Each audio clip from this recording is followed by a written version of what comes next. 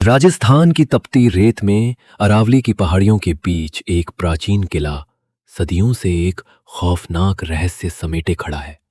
भानगढ़ का किला। इसे भारत की सबसे भूतिया जगहों में से एक माना जाता है, जहां सूरज ढलने के बाद परिंदा भी पर नहीं मारता। पुरातत्व विभाग की एक निडर और साहसी अधिकारी डॉक्टर आरुषि शर्मा अपनी टीम के साथ इस रहस्यमयी किले के इतिहास और वास्तुकला का अध्ययन करने आई थीं।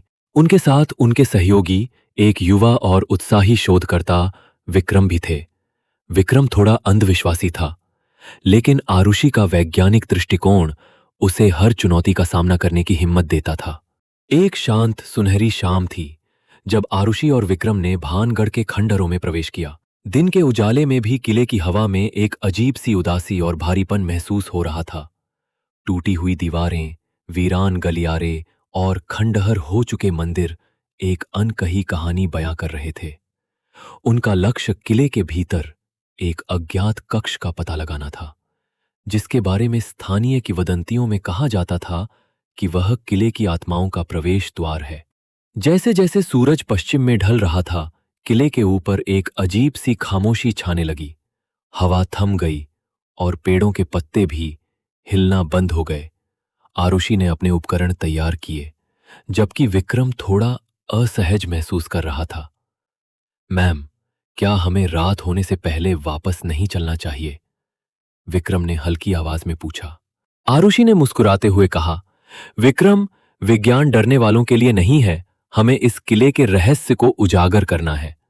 वे किले के सबसे पुराने हिस्से की ओर बढ़ रहे थे, जहां की दीवारें काई से ढकी थीं और हवा में एक अजीब सी ठंडक थी जो राजस्थान की गर्म शाम में बेमेल लग रही थी। तभी उन्हें एक फुसफुसाहट सुनाई दी। यह इतनी धीमी थी कि मानो हवा में घुल गई हो, लेकिन इतनी स्पष्ट कि दोनों ने एक दूसरे की ओर देखा। क्या तुम्हें कुछ सुनाई दिया? आरुषि ने पूछा। विक्रम ने सिर हिलाया। हां, कुछ, जैसे कोई रो रहा हो। वे आगे बढ़े, अपनी टॉर्च की रोशनी में रास्ता टटोलते हुए। अचानक विक्रम के पैरों के नीचे से एक पत्थर खिसका और वो लड़खड़ा गया। आरुषि ने उसे संभाला, लेकिन तभी उन्हें एक तेज ठहाके की आवाज सुनाई दी। ये कोई मानवीय आवाज नहीं थी। ये एक गहरी, भयानक हंसी थी जो किले की दीवारों में गूंजती हुई उनकी रीढ़ में सिहरन पैदा कर गई। विक्रम के चेहरे का रंग उड़ गया। मैम, ये ठीक नहीं है। इससे पहले कि आरुषि कुछ कह पाती, उनकी टॉर्च की रोशनी में एक काली परछाई तेजी से उनके सामने से गुजरी। वो इतनी तीव्र थी कि पलक झपकते ही गायब हो गई। आरुषि ने अपनी सांसें थाम ली। उन्होंने अपने जीवन में कई रहस्यमयी जगहों का सामना किया था, लेकिन भानगढ़ की ये ऊर्जा कुछ और ही थी। तभी विक्रम को एक भयानक दौरा पड़ा। वो जमीन पर गिर गया, उसके शरीर में ऐंठन होने लगी और उसके मुंह से अजीबोगरीब आवाजें निकलने लगीं। आरुषि घबरा गईं। उन्होंने तुरंत उसे सहारा दिया, उसके चेहरे पर पानी छिड़का, लेकिन विक्रम की आंखें ऊपर चढ़ चुकी थीं और वो लगातार कांप रहा था। विक्रम, विक्रम, क्या हुआ? आरुषि चिल्लाईं, लेकिन विक्रम उनके सवालों का जवाब नहीं दे पा रहा था। उसकी सांसें तेज हो रही थीं और उसका शरीर ठंडा पड़ रहा था। आरुषि ने उसे खींचकर बाहर ले जाने की कोशिश की, लेकिन तभी उन्होंने देखा कि एक धुंधली, सफेद आकृति विक्रम के ऊपर झुकी हुई थी। वो एक महिला की आकृति थी, जिसके बाल बिखरे हुए थे और आंखें गहरी, खाली गुफाओं जैसी थीं। आकृति ने विक्रम के गले को जकड़ लिया और आरुषि ने देखा कि विक्रम की आंखों में जीवन की चमक धीरे धीरे बुझ रही थी। वो चीखीं, दूर हटो, और अपने हाथ में मौजूद एक छोटे से उपकरण से उस आकृति पर वार करने की कोशिश की, लेकिन वो आकृति हवा में घुल गई। जब आरुषि ने विक्रम की ओर देखा तो वो शांत पड़ा था। उसकी सांसें थम चुकी थीं। विक्रम अब नहीं रहा था।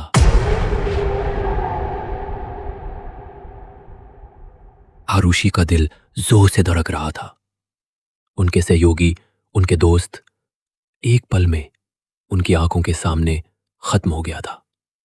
सदमे और डर से उनका शरीर कांप रहा था, लेकिन उन्हें पता था कि उन्हें यहां से निकलना होगा। वो अकेली थी इस शापित किले में, जहां एक अदृश्य शक्ति ने उनके साथी की जान ले ली थी।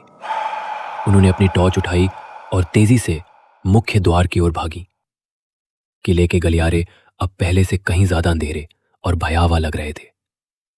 हर कोने से अजीबोगरीब आवाजें आ रही थी, कभी किसी के रोने की, कभी किसी के फुसफुसाने की, और कभी तेज हवा के झोंके की जो उनके कानों के पास से गुजरते हुए उन्हें अंदर तक डरा रही थी। उन्हें लगा जैसे कोई उनका पीछा कर रहा है।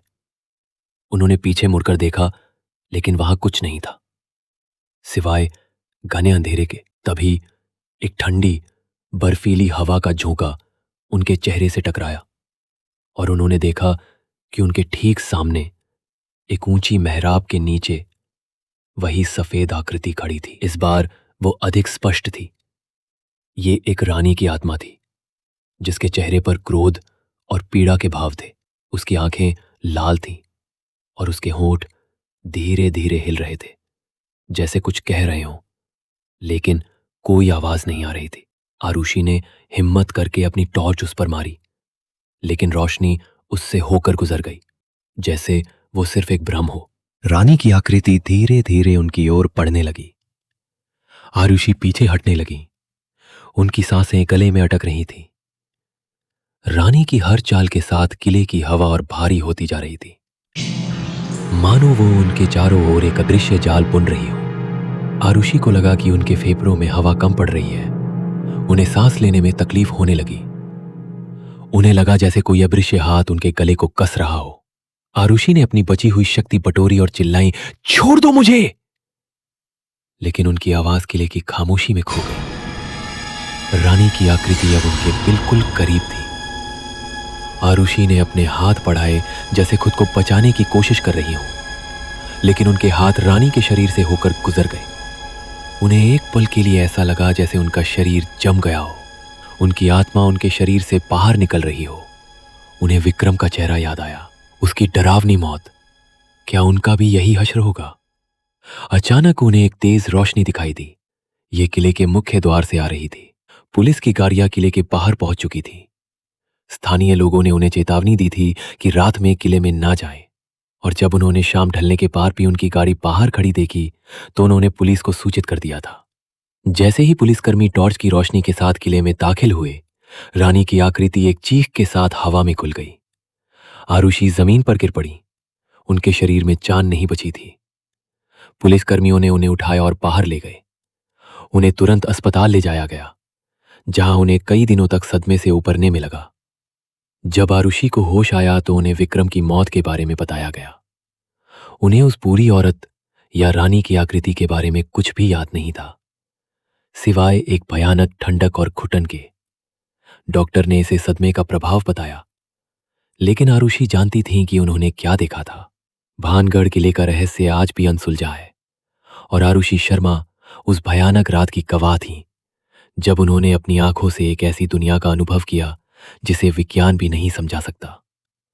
भानगढ़ आज भी रात में अपनी कहानियां सुनाता है, उन आत्माओं की जो वहां भटकती हैं, और उन लोगों की जो उनके चंगुल से बच नहीं पाते।